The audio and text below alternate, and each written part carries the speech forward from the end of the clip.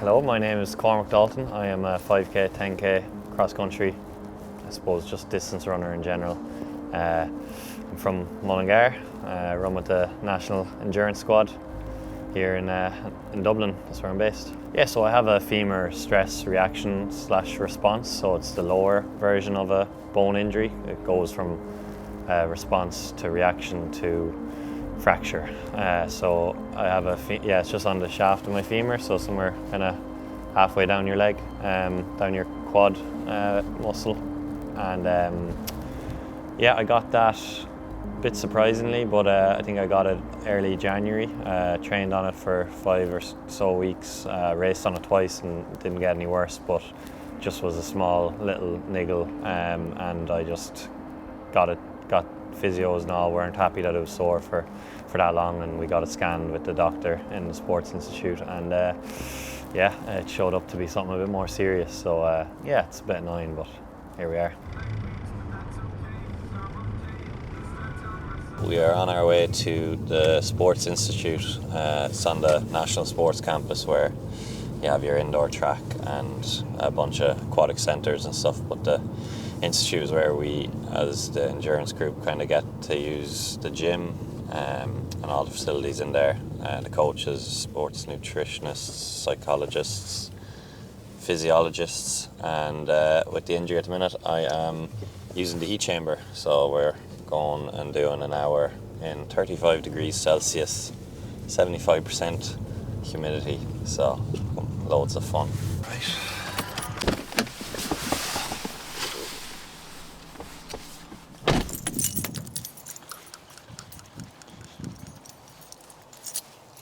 I raced in Valencia feeling a bit unwell, a bit under the weather, and tried to push myself kind of more than maybe I could have. And my quads were actually tight during the start of that race, funny enough. And I even went back to the hotel after that race and I had like flu kind of symptoms. I was like aches and pains. I just clearly wasn't kind of ready to push myself to that limit. And from then I took 2 days off easy, like I was supposed to, and from then I just felt the tightness kind of through my kind of groin quad area, and then a lot of kind of hip glute issues kind of arised from it. So I thought they were the problem, but it turned out it was actually the bone was the problem. So not everywhere. Dear God. The session this morning, we're doing 5'10", 5'10". I'll go very easy, maybe 100 on the fives and 120 on the ons. Okay, cool. I'll pop in as well. Cool. I'll try to go 60 or so. Yeah, cool. Right. Yeah, so this is our environmental chamber, so we can manipulate conditions such as heat, humidity and altitude. We can simulate altitude by reducing the percentage oxygen that's in the air using a compressor. So to give you an idea of the types of conditions that we can simulate, the temperature can go anywhere between -20 and +50 degrees. The humidity can go anywhere between, I think, 10% and 90%. And we can simulate altitude up to about 5,000 meters, which is 11% oxygen, which is similar enough to Everest Base Camp. So it gives us a real kind of wide breadth of different environmental conditions, and we can basically simulate anywhere that the athlete is going to go in the world, or we can simulate a condition that's going to, again, as I said, help boost and maintain a stimulus for them in terms of aerobic fitness or any fitness across a period of injury.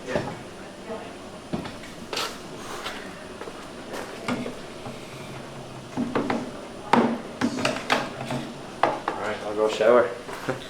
Yeah.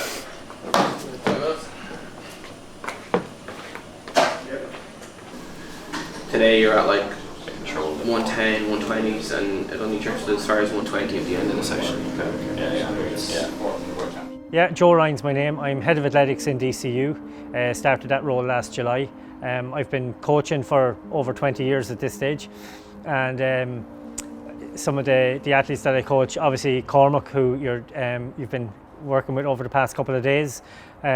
Cormac's been top 10 in Eurocross, top 8 and 11th, and was a scoring member on the team that won the European silver medal this year. And obviously Cian McPhillips is the standout athlete in the group at the moment. Cian was 4th in the World Championships in Tokyo with an Irish record of 1:42.15 in the final. Yeah, I suppose the injury, we thought it was just a bit of a niggle at the start, and Cormac is somebody who's very much in tune with his body and normally has a real good perception of how things are. So we weren't actually overly concerned about it at the start. You know, he was prescribed some rehab and he completed that, but it was still nagging for, I suppose, a period of 3 to 4 weeks, and eventually then he got a scan, and that signified that there was a stress response there.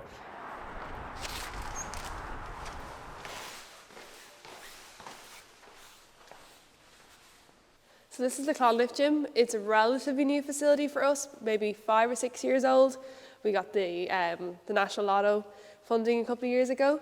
So this is kind of the facilities we have primarily for our injured athletes. We're kind of trying to promote exercise adherence and keeping people involved in the club, trying to get them to come back. We do have a range of equipment. We have the bikes, we have different gym stuff. It's not the highest tech, but like it does the job.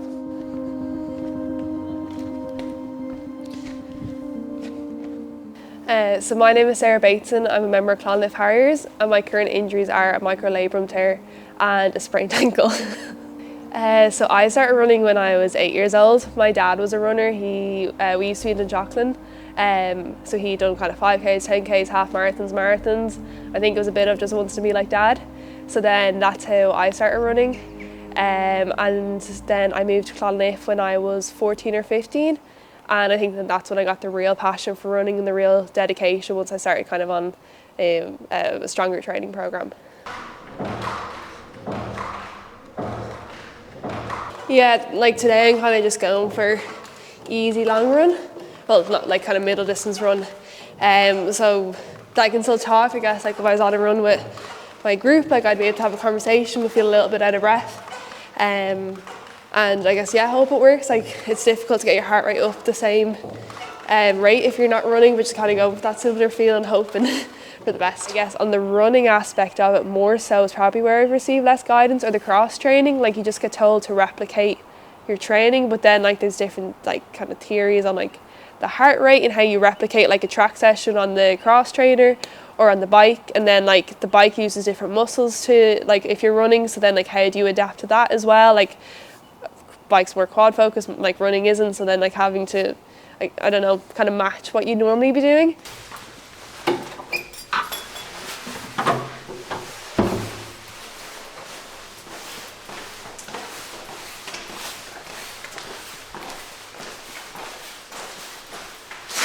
I think for him, you know, he can access S&C out there. Martina McCarthy does a great job there with a number of the athletes I coach. He accesses nutrition, you know, sports psychology is available for some athletes out there, and you know, all those services that are under the one roof are hugely important. I know how important it is now that I actually have even the next level of experts kind of looking over my day-to-day training. That's been like, gives me so much confidence that I'm doing the right thing all the time, and they take the thinking out of it for me, and I just get to trust in what they're telling me to do, and I just do it because, like I said, I like that. I'll show up, I'll train, I'll do the training, I'll perform as well as I can, but I don't think about every single exercise. They're just telling me to do it, and that takes a lot of energy out of it and allows me to focus on just performing. My name is Kate O'Neill, and I'm a sports therapist for the last 17 years. I'd say you'd probably see more amateur athletes getting injured. First of all, it's probably not having the knowledge.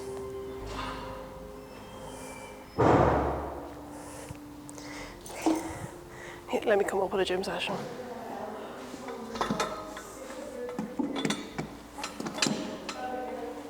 No.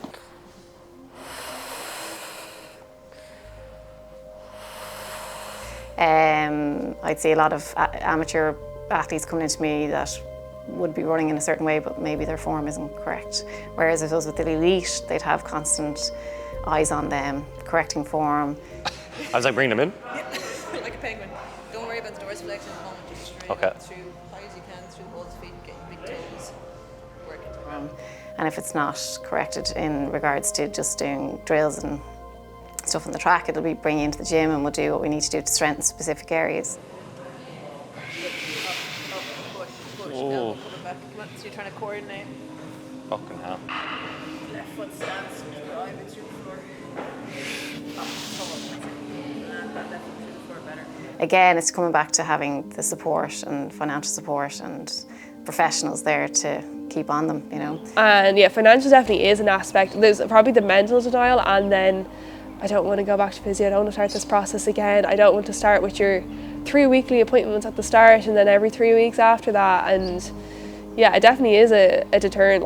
I'm a student, I'm helping finance that course. Like, I don't have just money sitting there to book in. If something's a little bit sore, I think you kind of have to wait and see, okay, is this worth going to a physio? Whereas I guess if I had it at my disposal, of course, I would have seen someone straight away. Yeah, we're here for the second session of the evening. Feeling it, feel a bit sleepy. But we're here just doing my bike PM session. So doing 2 sets of 6x2 minutes on the bike. So a little bit harder than this morning, but shorter reps. So in a way, it feels easier. And yeah, that'll be it. Quick enough session.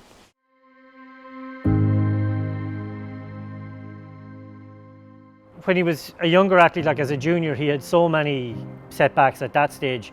There were times that I would have wondered, you know, how much more of this will he take? How long more will he stick around in this kind of a situation, like if he can't run? I suppose at that age you're looking to just maybe check in a bit more with them and kind of make sure that, you know, chat to them if they're going to races as well, because, you know, typically he might have been at races and stuff that he wasn't competing at, or on the comeback competing at races where he wasn't able to do himself justice in terms of what his level of ability is. I think maybe in the past I would have pulled away from the sport nearly completely, and I definitely pull away a little bit. Like just simple things, like I would usually check results and things like that for even NIA Live last Wednesday. I just didn't even know it was on.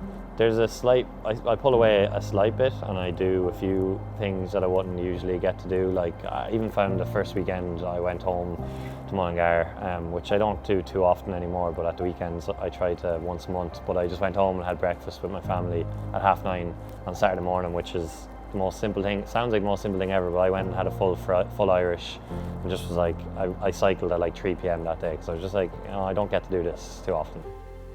You do have to be able to kind of step away and zoom out somewhat and say, well, actually, I'm not just the athlete, I am someone beyond that, and I have to be able to kind of move on with life in some way, shape or form, while still doing the rehab, while still doing everything you can.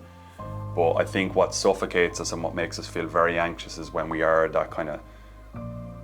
tunnel vision throughout those injury experiences, and thinking, like, you know, again, timelines is such a massive source of stress. It's such a massive source of stability, right? When you can say, I'm going to be back in 8 months or 6 months, and you kind of have that defined timeline. But what happens when there actually is a delay or a spanner in the works through the middle of it? Well, that timeline's no longer become useful. So I think psychological flexibility, as they call it, is just having that kind of ability to switch on and switch off, do the work that's required, but also, you know, give yourself some grace, be compassionate towards yourself is really important. Like, in one way, I've kind of had to detach from the goals, the times, the like, I'm coming back on this day and doing this race, because I did find that was really like impacting my head.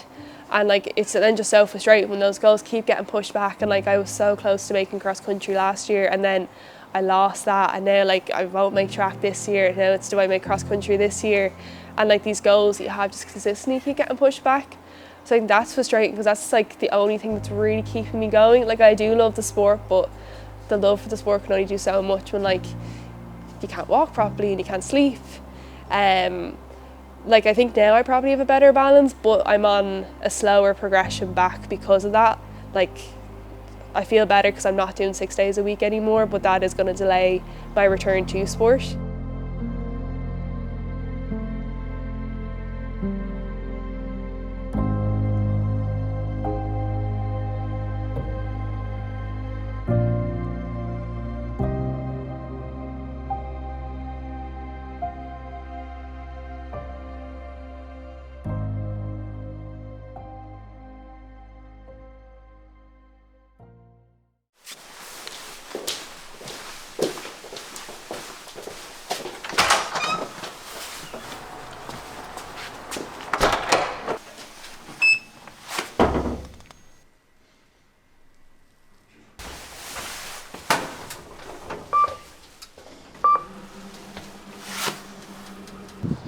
Morning!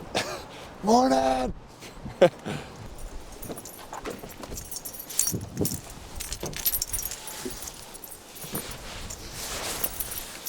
got a bag of tricks. I think that's everything.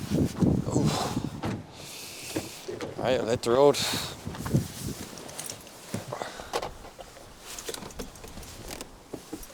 It's such a results-based sport. Like they just don't want to hear from you at these brands unless you ran a certain time or shown potential as a younger person. So I've lost that.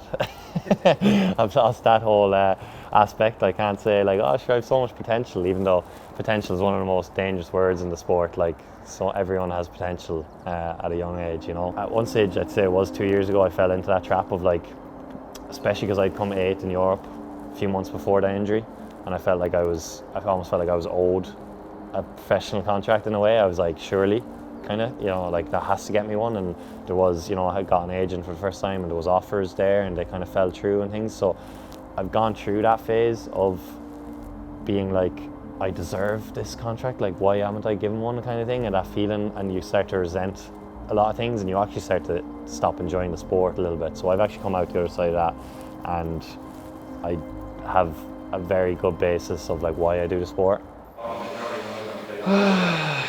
Just so I can go practice 3 hours. I don't listen to you. That's like, I like that. Need to make sure it's in the right set. Yeah. I actually find I have to put the level up pretty high, like 12.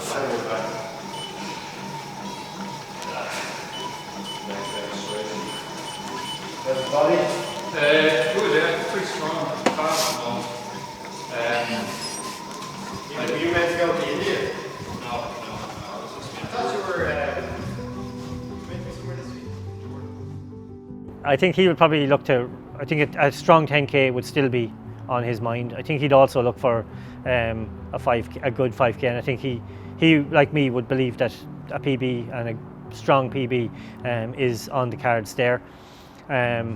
Yeah, and I'd be surprised if he didn't mention Eurocross obviously as well. So I hope that we're not too misaligned. We haven't really discussed it because I suppose we've been more focused on the next few weeks and in terms of getting that back. But I think, you know, what he will look for the remainder of the year wouldn't be massively different than what I've outlined there. I still think I can qualify for that 10k at Europeans by running the standard of 27.50. I think I'm going to keep targeting 5ks. You know, we have one of the best 5ks in Europe here on this track in Morton. I'm excited for that already. I think that'll be a nice way to come back onto the kind of Irish racing scene. Like I still think I can obliterate kind of my 5k, 3k times 1500 time as well. I'd love to bring down massively. I think my speed has gotten much better, and I don't think that the injury will affect that too much. So I have goals across all the distances for a track, as always. Everyone always does. Every summer we think we're gonna, but I am genuinely quite positive, and I'm trying to work on that mentality as well, that like, I'm not starting from scratch when I get back here. I was fitter than I've ever been before the injury. I'm maintaining as well as I can. I think I can hit the ground running for the summer. So yeah, I'll consider Eurocross as long as I don't decide to maybe go towards longer distances on the roads, which is a real possibility over the next year. LA is approaching really fast, and I kind of need to make some decisions, some concrete decisions about what distances I'm going for trying to qualify for LA. So that's all kind of after the summer track season. So I'll be thinking about a few different options there. Still doing things that you enjoy, I think, is very, very helpful. Again, I go back to this, you know, several times over, but seeking out the right support where you can is very helpful, because an expert in said area is going to help you, make you feel more at ease, whether it's through the diagnosis that they're able to provide, through the exercise routines that they're able to provide, through the anticipation of what this will be like to go through day to day. Again, just having as fewer surprises as you can and as much clarity as you can is always helpful, because that is a big source of anxiety. So deal with the problem. It'll take probably max 2 to 3 months, and then move forward. Otherwise, you're just prolonging the injury that you had initially, and then you're adding to it. You know, obviously don't overtrain. Train sensibly, train smart.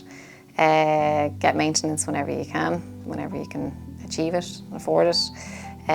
So I mean, you know, and then in between the days that you can't have physio, or the weeks or months that you can't have physio, do the maintenance with self kind of treatments, so massage guns, you know, the trigger point balls, foam rollers, and, you know, doing your stretch and your mobility, taking the time out to do a bit of strength as well. And yeah, Pilates, yoga, don't underestimate them.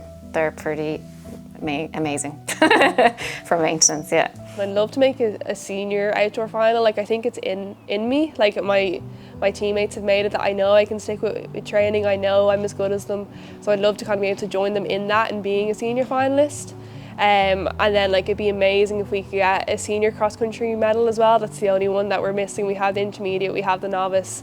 So I'd definitely love to be a part of that as well.